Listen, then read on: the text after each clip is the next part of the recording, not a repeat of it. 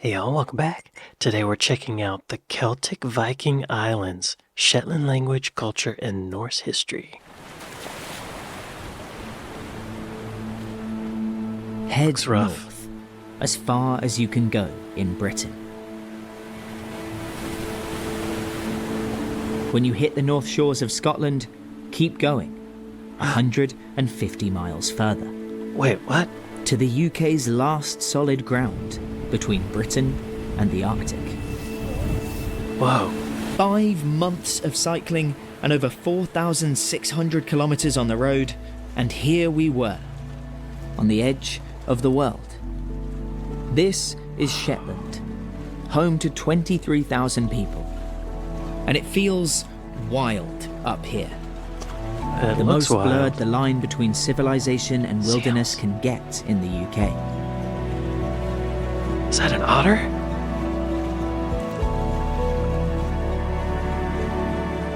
Who built that lighthouse? Look at that. How'd you get bricks and wood up there? What? Maybe a helicopter?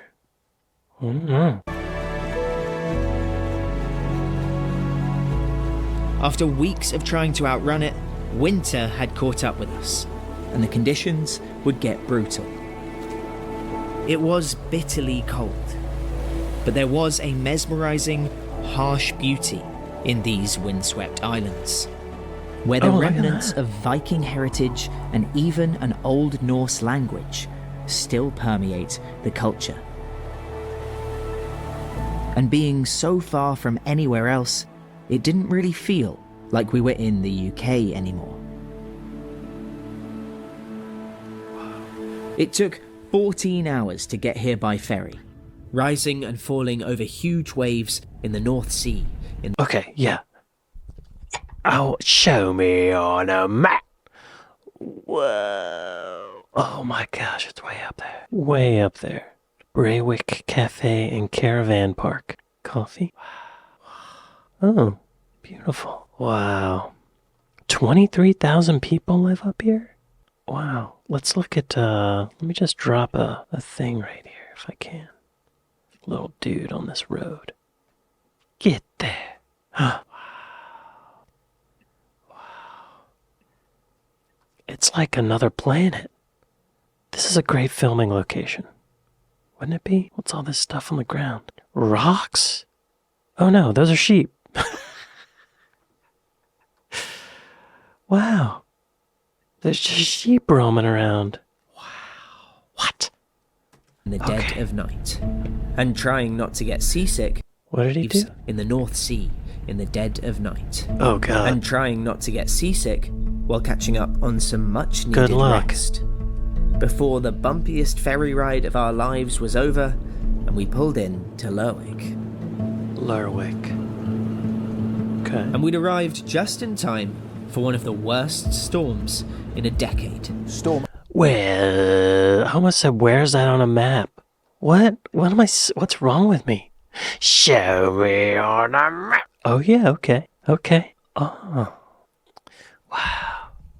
Everything's made of the same brick. Oh wow, a cruise ship. Wow. There are very few trees, and the trees that are there are very low to the ground. Beautiful. So picturesque. I can't even... What? Clock tower. Oh my gosh, that's gorgeous. Wow. Okay. Lerwick, y'all. Lerwick. Arwen is hitting the UK on Friday night, and it's prompted a rare Met Office red great. warning. Just in time.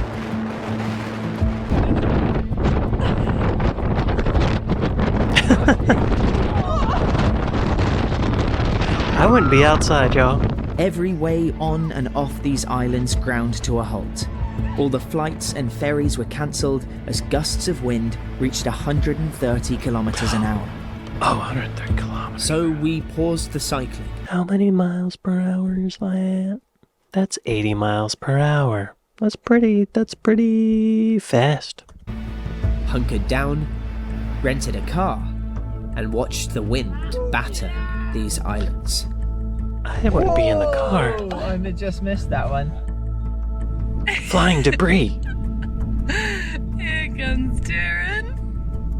It's so It's so windy outside.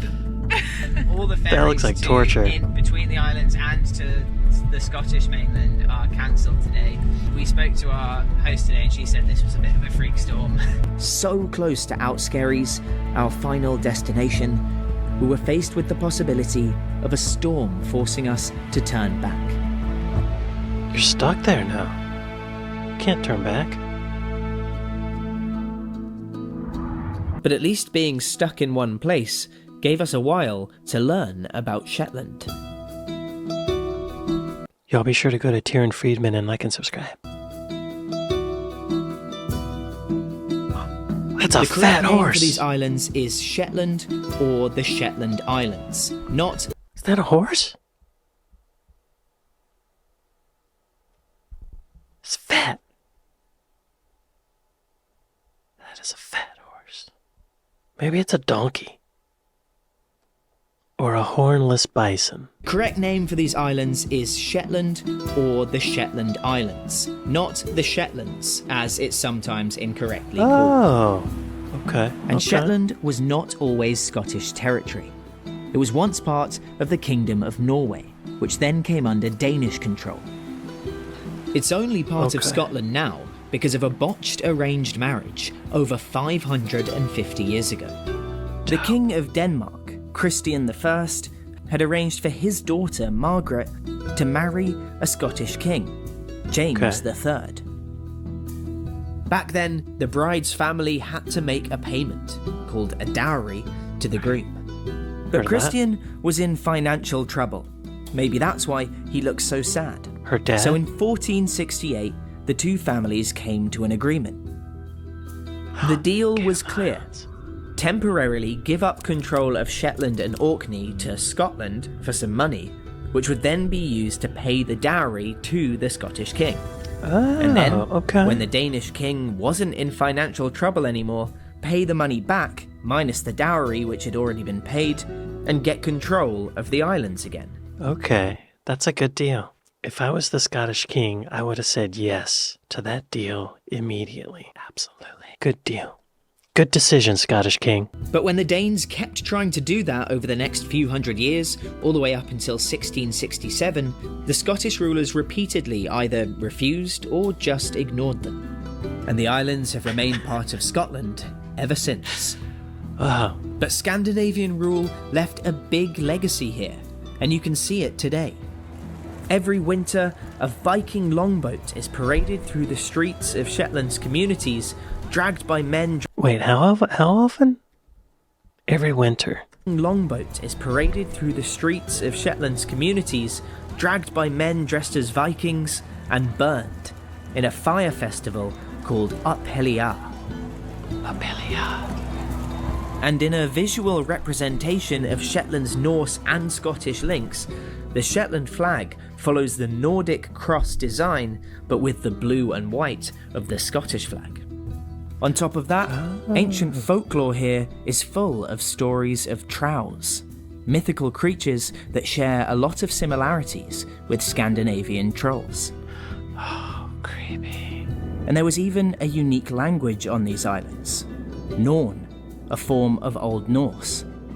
It's still on signs dotted around the islands, with Norn names displayed under the English ones. Wow. The language is thought to have died out in 1850, when the last native speaker, Walter Sutherland, died. But it might actually have lasted until the early 1900s on some of Shetland's northernmost reaches. But though Norn itself is gone, it has lived Mighty on Bay. in the Shetland dialect. I've lived here in Vidland all my life, and I've Vidland. dragged her here all the way via the west. It's so different from anywhere else in the country and has so many unique words that Shetlanders often call it a language rather than a dialect. Do you think it's more of a language or a dialect? Oh my god, let me just try to read this here for a second. I can mind when just a period ting I'd rin our tate a shop where a body could get anything for fatar de bars a soap. They were sweetie jars with cinnamon buds and carvy seeds and cloves, Cy bleeds Injun fade to rough and Hanks a tarry toes. Kai's treckle in a barrel and bows a fly. Every once in a while, I hear myself say something that almost sounds intelligible, like cinnamon buds, sweetie jars with cinnamon buds, and carvy seeds and clouds. Oh, that's so weird. I don't know if this is the actual way they write. Like, are these the words they use, or is this just a phonetic writing? Do you think it's more of a language or a dialect? But both. But of both, but But yes, of both. the language is understood all over the island, be it different, but it's definitely a Shetland language. The words that's used in Shetland that's, I don't think, used in many other places. No, I don't think it there. There's certain words, yes, that Shetland has for things it's never ever heard of any other where. What kind of words would you find here that you wouldn't find anywhere else? Well, for one, there a word that's a smorigan. Smorigan. What's a What's smorgasbord? Smorigan? Ah, okay. Broad Shetland is so hard for outsiders to Smorgan meets kiss? understand Okay. that Shetlanders change the way they speak when talking to them. They call it knapping, and many do it without even realising. Knapping, that's when you switch, right? That's when you talk properly so that Code switch. people can understand. It's just an automatic thing when you're speaking to somebody that's Shetland. You just go into it automatically to try to be understood. A few hundred years ago, Wow. there were 3 languages in Scotland. There was Scots, Scottish Gaelic, and Norn. After that arranged marriage drama, when Shetland came under Scottish control, more Scots speakers began moving to Shetland. So now the Shetland dialect is a fusion between Scots and the remnants of Norn, a kind of Scottish-Norse hybrid. But it is now in decline. There were for a while that folk didn't appreciate just how special the language was. When I was at school, when I was a young boy, I was reprimanded for using my own language. I had to use English. And that now disappoints me because the Shetland language is being lost. I can mind getting a roller over my knuckles for using dialect.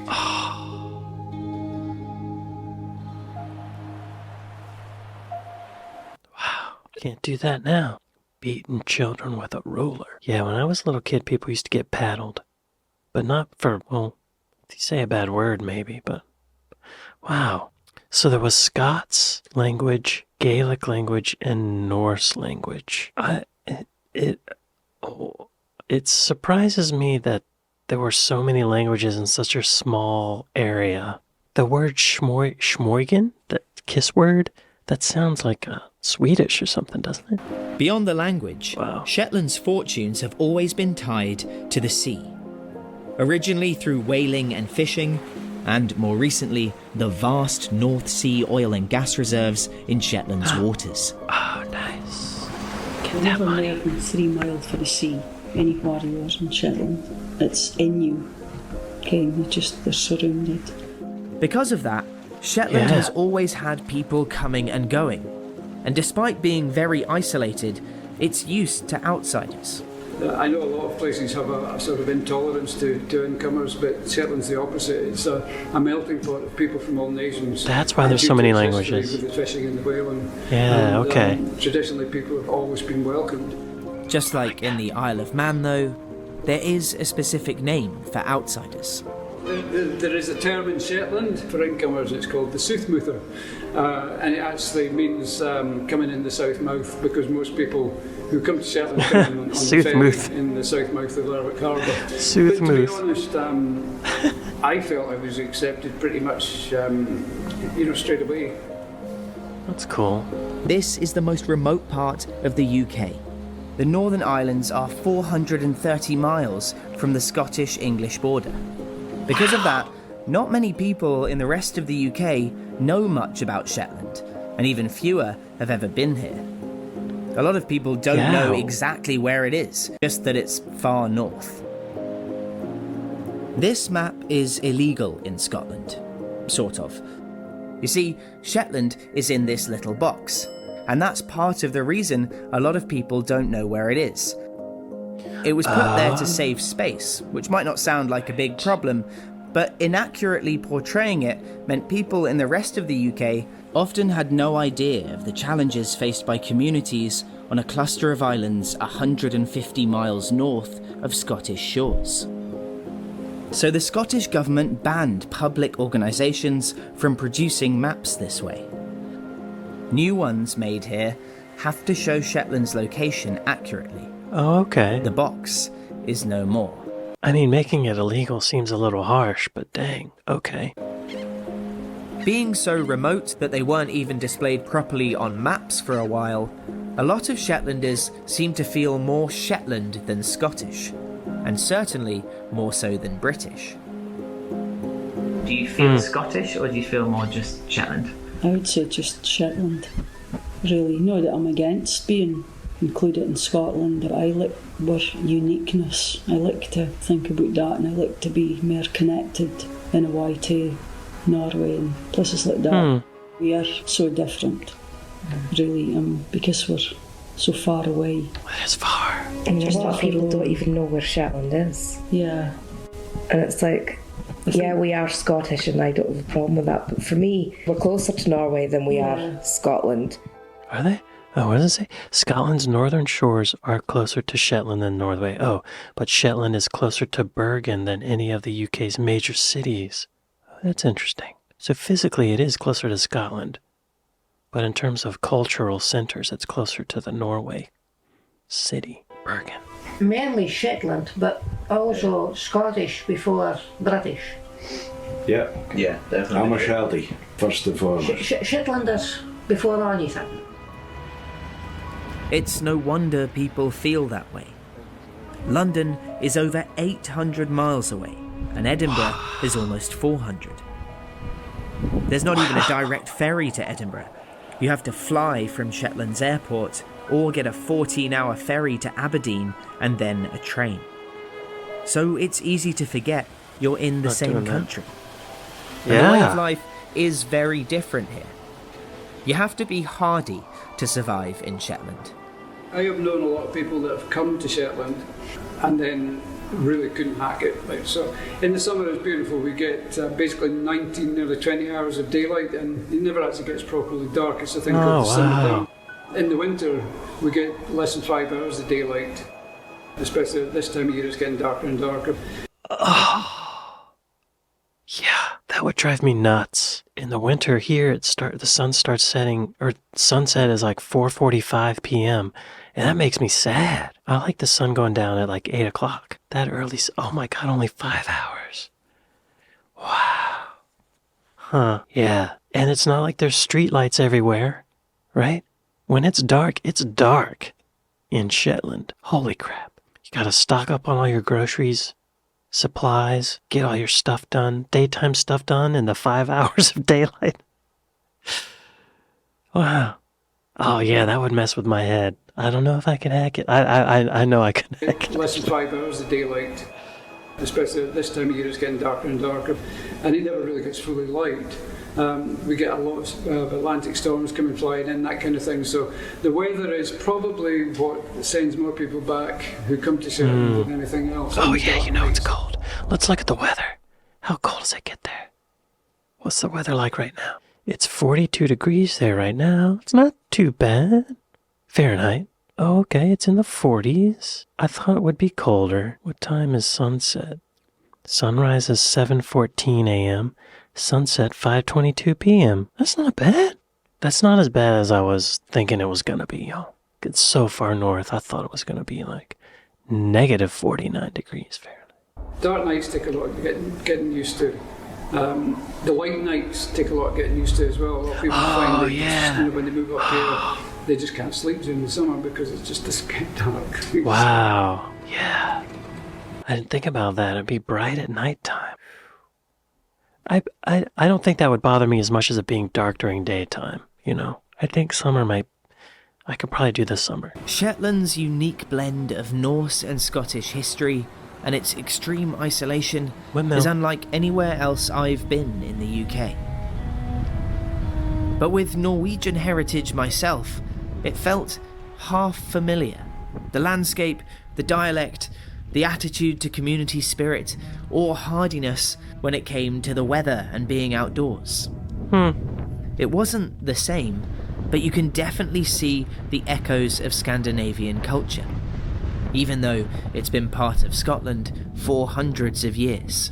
It reminds me of Iceland. The raw power of nature here is humbling, but it's a reminder that wherever you are, civilization finds a way. And often, with harsher conditions and greater isolation, comes a stronger sense of community, since neighbours have to look out for one another. Right. I would say it's the community aspect and the actual spirit that people have, and the fact that everybody's happy to help everybody else and everybody just gets on with stuff together. Fantastic place in that sense. It's kind of like in your hair to be here. It kind of draws you back. There's just a feeling of island community kind. It's a good feeling. Our time in Lerwick came to an end, and we were getting nervous. We had one chance to get to Outskerries and the Schoolhouse Cinema. If our ferry was cancelled because of the weather, which it had been for the previous 5 days, then that was it. We'd have to turn back at the final hurdle. So we set off from Shetland's capital, crossed our fingers, and prayed that the wind and the waves would subside enough to see us through. Yo, I couldn't ride a bike in that weather. Oh my god, you know it's freezing. And the wind? Oh.